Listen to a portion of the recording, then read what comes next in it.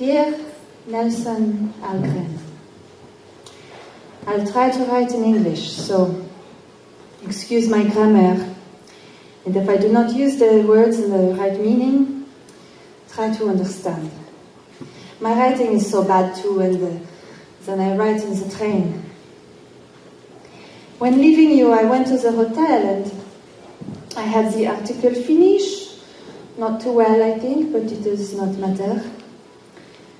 Then I had dinner with these French men and I hated them because they were hateful and because they did not let me have a dinner with you. After phoning to you, they put me in the train and lying on my berth, I began to read your book. And I read it until I slept. Today I sat near the window looking at the landscape and reading it. It was a very quiet day, and before going to sleep, I have to tell you, I really liked the book very much. And I have thought I liked you very much too. I think you felt it, though we spoke so little. I am not going to say thank you anymore, because it does not mean much. But you have to know I was happy being with you.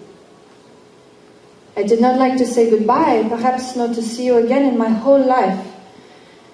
I should be pleased to come back to Chicago in April, but then I should speak about myself and you would speak about yourself, but I don't know if I'll have enough time.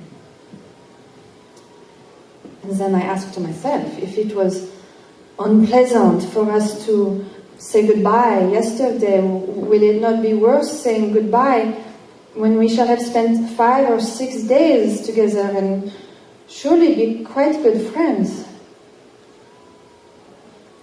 I don't know. Anyway, goodbye or farewell. I shall not forget these 2 days in Chicago. I mean, I'll not forget you. Simone de Beauvoir. Mother and Dad. With a great deal of trepidation, I bring the news I'm in San Francisco. Now let me explain. When I got to Austin, I talked to Travis Rivers, who gave me a spiel about singing with a band out here. Seems Chet Helms, an old friend, is now Mr. Big in SF and owns 3 big working rock and roll bands with bizarre names like Captain Beefheart and his Magic Band, Big Brother and the Holding Company. Well, Big Brother needs a vocalist, so I called Chet to talk to him about it. He encouraged me to come out. Seems the whole city has gone rock and roll, and it has, and he's assured me fame and fortune. But I told him I was worried about getting hung up out here without a way home, so he's agreed to furnish me with a bus ticket back as long as I came and tried. So I came. Had a nice trip, camped out along the Rio Grande, collected rocks, etc. Now I'm staying with some old friends from Austin, Kit and Margot Teal. He works for Dun & Bradstreet, she for the telephone company. I don't really know what's going to happen yet. Supposed to rehearse with the band this afternoon, and after that, I guess we'll see what happens.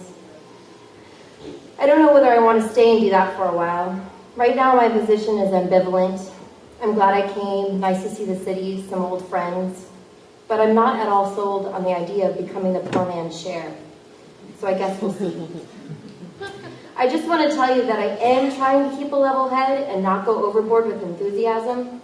I'm sure you're both concerned my self-destructive streak has won out again, but I am trying, and I do plan on coming back to school, unless I admit this turns out to be something good. Chet is a very important man, and he wanted me specifically to sing with his band. I haven't tried yet, so I can't say what I'm going to do. So far I'm safe, I'm well fed, and nothing's been stolen. I suppose you could write me at this address, although I don't know how long I'm going to be here. And I expected a letter from Linda, maybe Peter, and if they've arrived, you can send them too. I'm awfully sorry to be such a disappointment to you. I understand your fears of me coming here, and I admit I share them. But I really do think there's an awfully good chance I won't blow it this time. And there's really nothing more I can say now. Guess I'll write more when I have more news. Until then, you can address all criticism to the above address. And please, know that you can't possibly want for me to be a winner more than I do. I'll write a long and happy and enthusiastic letter as soon as I stop feeling guilty. My love to Mike and Laura. I want to write Laura and tell her about the dancing, the fantastic, and the clothes and the people. Well, in due time. I love you. I'm sorry. Love, Janis Joplin.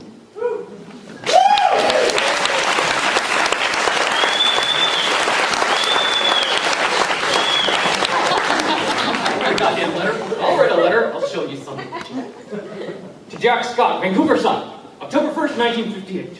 New York City. Dear sir, I got a hell of a kick reading that piece Time magazine did on the Sun. And I'd like to offer you my best wishes and good luck, and also my services. Since I haven't seen a copy of the new Sun yet, I'll have to make this a tentative offer. Well, you know, it's a tentative offer because I stepped into a real dunghole the last time I worked with a paper I didn't know anything about, and I swear to God I'm not going up another blind alley again. Not gonna do it. By the time you get this letter, I'll have gotten hold of some recent issues of the Sun. If it isn't totally worthless, I'll let my offer stand.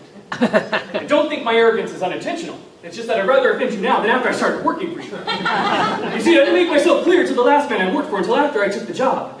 It was as if the Marquis de Sade suddenly found himself working for Billy Graham. The man despised me, of course, and I had nothing but contempt for him and everything he stood for. If you asked him, he'd tell you that I'm not very likable, that I hate people, that I just want to be left alone, and that I find myself far too superior to mingle with the average person.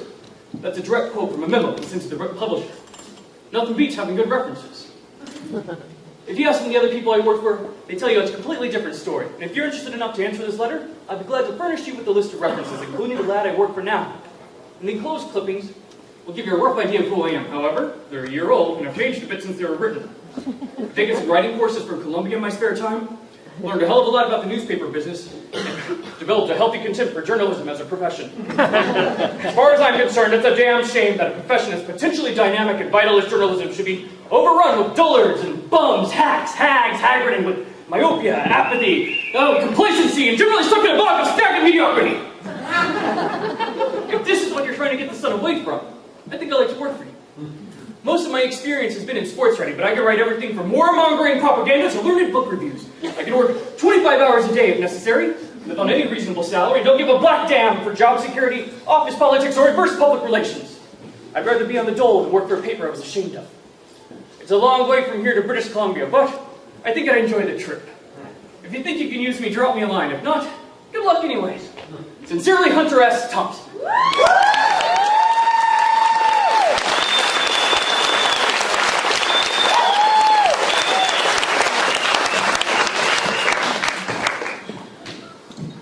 Handsome, I asked you 3 weeks ago to please be sensitive to what I'm going through right now and to keep in contact with me, and I'm still left writing notes in vain. Look, I'm not a moron. I know that what's going on in the world takes precedence, but I don't think that what I've asked you for is unreasonable. I can't help but to have hurt feelings when I sent you a note last week and this week, and you still haven't seen me or called me. I thought if I took away your burden of trying to place me in the White House, you'd open yourself up to me again. I missed that more than anything. It was so awful when I saw you for your birthday. You were so distant. So you have functions tomorrow night, you have functions tonight, and then you leave on Friday? And yesterday was the best window of opportunity to see me, and yet you didn't. So I'm left wondering why. I'm begging you to please be nice to me and understanding until I leave. This is so hard for me. I'm trying to deal with so much emotionally, and I have nobody to talk to about. I need you right now. Not as the president, but as a man. Please be my friend. Betty said that you come back tomorrow night from dinner somewhere between 8:30 and 9. For my sake, can we make an arrangement that I'll be waiting for you when you get back and we can visit just for a little while?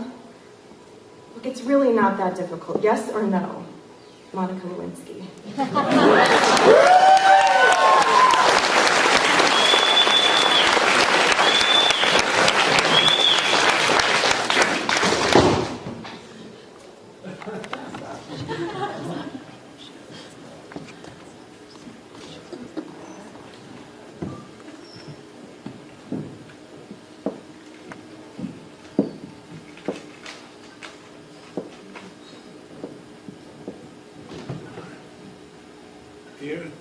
Dear Jody,